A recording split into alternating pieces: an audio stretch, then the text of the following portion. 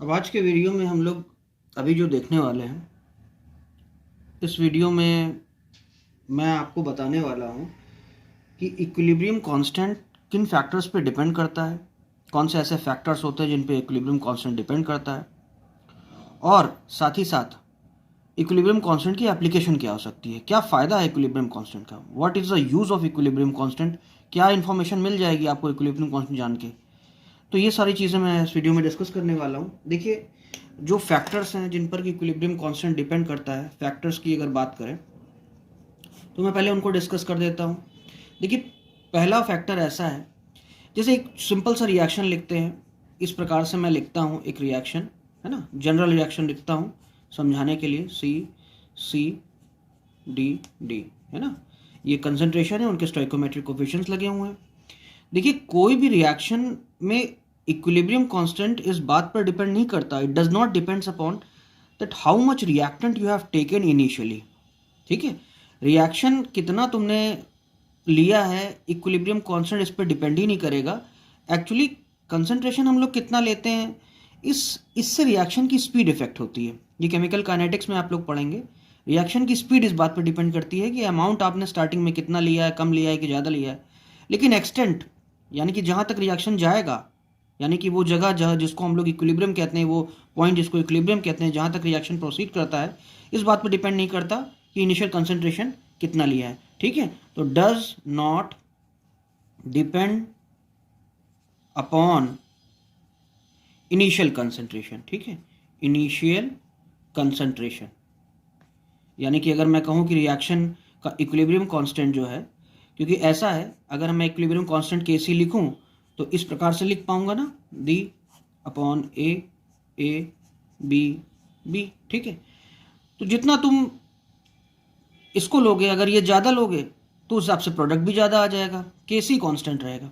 ये कम लोगे concentration A B का, तो ये भी, है ना। इक्विलिब्रियम एक स्टेबल पोजीशन है, आप ये समझ लीजिए। वो इस बात पे डिपेंड नहीं करती, मान लेते ये इक्विलिब्रियम पॉइंट है, रिएक्शन आगे प्रोसीड करता है यहाँ तक, और अगर इससे आगे निकल जाए तो पीछे। हमेशा देखिए, इस स्टेबल पोजीशन पे ही अगर पानी बहेगा तो कैसे, कहाँ तक जाएगा, यहाँ तक जाएगा ना।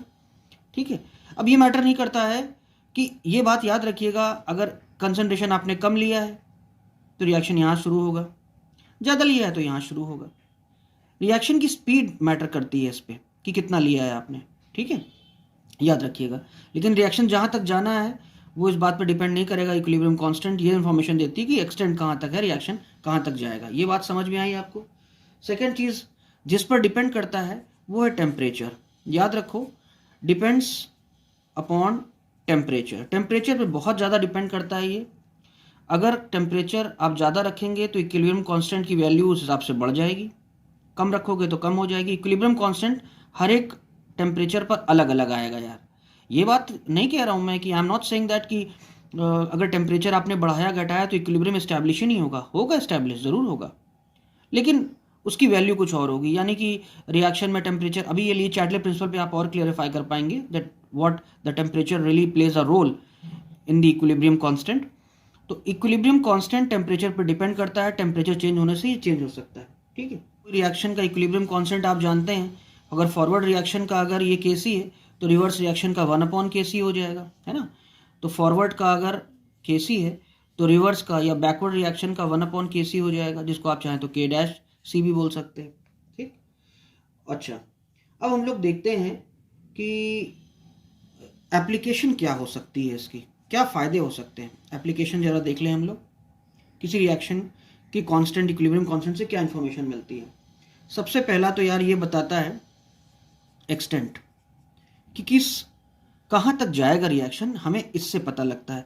केवल के देखकर हम ये बता सकते हैं कि रिएक्शन कहाँ तक जाएगा। तो पहली प्रॉपर्टी को समझाने के लिए मैं एक एग्जांपल भी देता हूँ। मान लो एक सिंपल सा एग्जांपल मैं लिख रहा हूँ, जैसे कि अगर हाइड्रोजन और क्लोरीन का, अगर हम लोग डाईहाइड्रोजन क्लोरीन, यानी कि हाइड्रोजन गैस और क्लोरीन गैस को अगर मैं आपस में रिएक्ट करता हूँ तो पाता हूँ जो HCl बनती है यहाँ पे।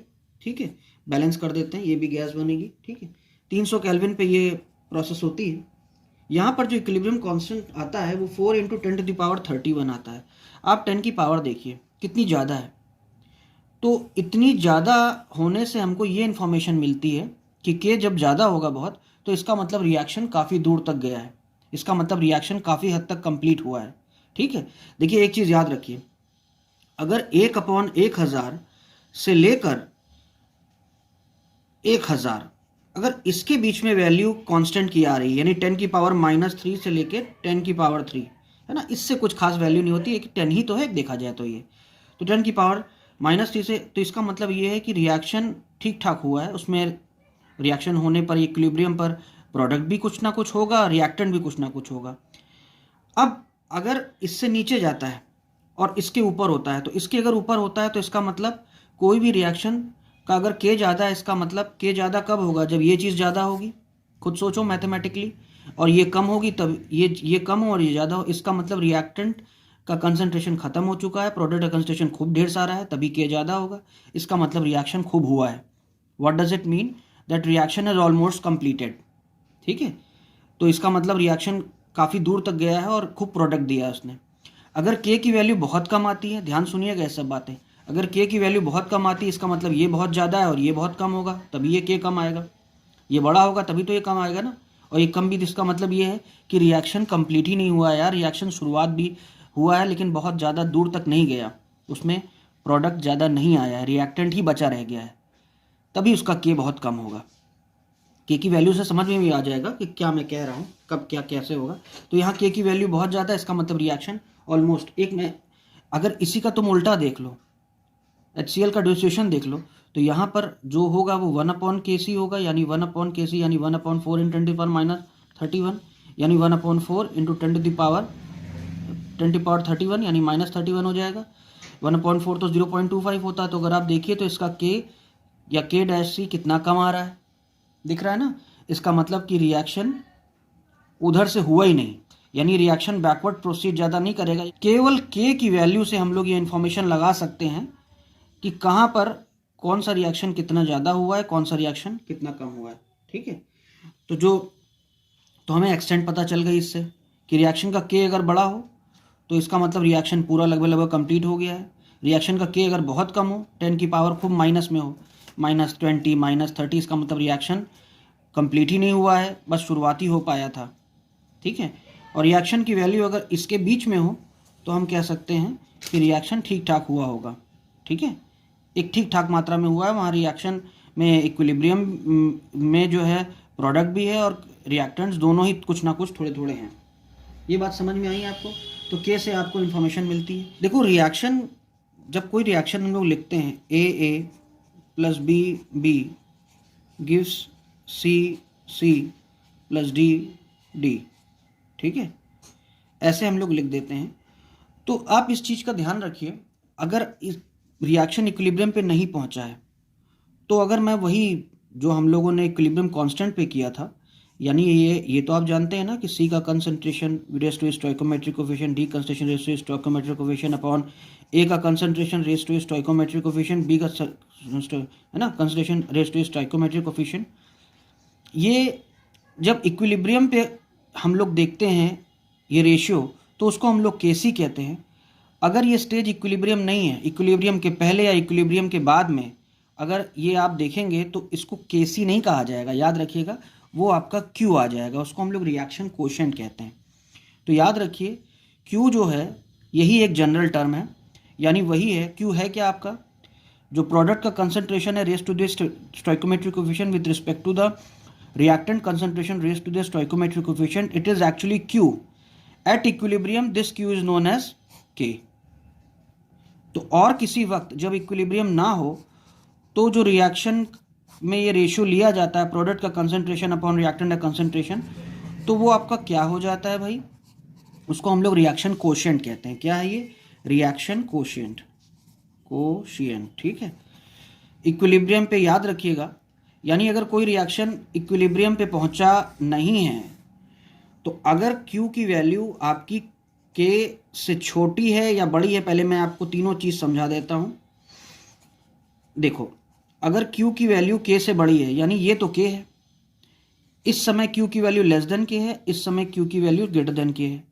इसका मतलब ये है कि जब Q लेस देन K है तो रिएक्शन, अब देखो यहाँ पे होगा तो आगे ही बढ़ेगा ना, तो इसका मतलब ये फॉरवर्ड की कंडीशन है कि फॉरवर्ड बढ़ेगा रिएक्शन।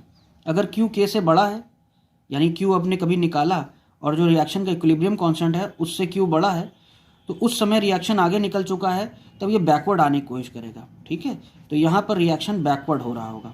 रिएक्शन को हमेशा इक्विलिब्रियम पहुँचना है, आगे निकल गया तो पीछे आएगा, पीछे रह गया तो आगे जाएगा। और जब Q की वैल्यू K के बराबर होगी तो रिएक्शन इक्विलिब्रियम पे होगा। Reaction is at equilibrium. इतनी बात समझ में आई? तो ये बेसिक इन्फॉर्मेशन आपको पता चल गई। एक एग्जाम्पल के तहत मैं आपको समझा भी देता हूँ कि एनसीईआरटी की प्रॉब्लम मैं आपके स्क्रीन पे डाल रहा हूँ। देखिए बहुत बेसिक प्रॉब्लम है, ठीक है, आप उसमें पढ़िए। तो देखिए 2a, मैं इसको नीचे इधर कर देता हूँ, यहाँ जगह नहीं बची है। हाँ देखिए भाई, देखिए इसमें ये कह रहा है 2a डिसोसिएट होता है B और C में, और इस रिएक्शन का Kc दिया हुआ है 2 × 10⁻³ एट अ गिवन टाइम। और किसी, ये इतना दिया हुआ है, किसी वक्त कंसंट्रेशन A की और B की और C की, तीनों की 3 × 10⁻⁴ मोलर है। ठीक, तो मुझे बताना है कि रिएक्शन का जो रिएक्शन किस डायरेक्शन में प्रोसीड कर रहा होगा इस समय। ठीक, तो देखो ऐसा है यार, Q हम लोग कैसे निकालेंगे इस रिएक्शन का? B का कंसंट्रेशन, C का कंसंट्रेशन अपॉन A का कंसंट्रेशन, और चूंकि इसकी पावर 2 लगी है तो हम लोग ये कर देते हैं। चूंकि ये पता है आपको कि इस समय पूरी चीज़ जो ये A B C तीनों कंसंट्रेशन दिया हुआ है वो वैल्यू रख देते हैं। इस समय कितनी दी हुई? 3 × 10⁻⁴, 3 × 10⁻⁴ अपॉन 3 × 10⁻⁴ का होल स्क्वायर। तो एक से एक कट गया, दोनों से ये दोनों कट गए, यानी ये 1 आ गया। ठीक है, तो QC की वैल्यू 1 आ गई।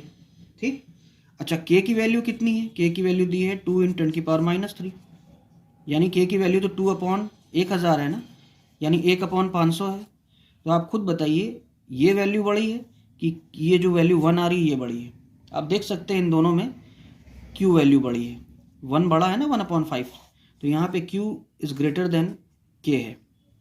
तो जब ऐसा होता है तो मुझे पता है रिएक्शन इक्विलिब्रियम से आगे बढ़ चुका है, रिएक्शन इक्विलिब्रियम से आगे है, क्योंकि Q की वैल्यू अगर K से बड़ी है, ये K है, यहाँ पे Q ग्रेटर देन K है, यहाँ पे Q लेस देन K है। तो Q की वैल्यू जब K से बड़ी होती है तो रिएक्शन आगे निकल गया, यानी बैकवर्ड आ रहा होगा, यानी कि ये रिएक्शन प्रोसीड बैकवर्ड। ठीक है, आई होप ये बात समझ में आई आपको, ये बात क्लियर हुई ना? तो केवल K को देखकर आप बता सकते हैं कि कोई रिएक्शन कितना हुआ होगा। K अगर बहुत बड़ा है, मैंने बताया था ना कि अगर 10⁻³ से 10⁻³ तक आता है तो इस रेंज में हम ये कह सकते हैं कि रिएक्टेंट प्रोडक्ट दोनों ही मौजूद होगा। और अगर K की वैल्यू बहुत बड़ी है, एक्सट्रीमली लार्ज है, 10⁻20 30, तो इसका मतलब कि रिएक्शन ऑलमोस्ट कंप्लीट हो गया है। एक्सट्रीमली लार्ज मैं लिख दे रहा हूँ यानी, है ना। और अगर K की वैल्यू नेग्लेजिबल है, 10⁻⁻ में बहुत ज़्यादा है, 10⁻20 -30 इसकी रेंज में है, तो इसका मतलब कि वो नेग्लेजिबल है। इसका मतलब कि रिएक्शन हार्डली शुरू ही हुआ है, या reaction is very less proceeded. ठीक है, आई होप ये बात समझ में आ गई आपको, खास चीज़ें। ठीक है, इससे हमें इंफॉर्मेशन, तो कुछ रिएक्शन है जिनका K जो है कांस्टेंट रिएक्शन इक्विलिब्रियम कांस्टेंट काफ़ी लार्ज होता है, खासकर जैसे कि अगर हम लोग 500 केल्विन पे हाइड्रोजन और ऑक्सीजन को मिला के वाटर बनाए तो इसका K काफ़ी लार्ज हो है, 2.4 ×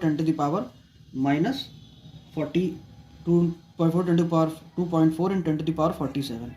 इस रिएक्शन का K कितना आ रहा है, यानी कि 500 केल्विन पे ये रिएक्शन खूब ज़बरदस्त वाटर देता है मिलके। और इसी का उल्टा देखो, अगर 500 केल्विन पे तो उसका K 10⁻⁻47 आ जाएगा, क्योंकि 1/K करोगे ना, अगर ये K है तो बैकवर्ड रिएक्शन का K 1/K होगा, यानी 1/2.10⁻47 जो कि हो जाएगा 10⁻⁻47। तो वो इसका मतलब ये कि 500 केल्विन पे वाटर डिसोसिएट एकदम नहीं होता, लेकिन बनता खूब है। हाइड्रोजन और ऑक्सीजन खूब मिल के वाटर बना रही होंगी, लेकिन वाटर बैकवर्ड जो है डिसोसिएट नहीं हो पाता होगा। तो K से ही हम लोग केवल पता कर सकते हैं कि रिएक्शन कितना आगे जाएगा या नहीं जाएगा। ठीक है, आई होप ये बात समझ में आई। In the next very video, I will be discussing about Gibbs energy and its importance, कि what is the use of Gibbs energy, Gibbs energy को हम लोग कैसे रिलेट करते हैं।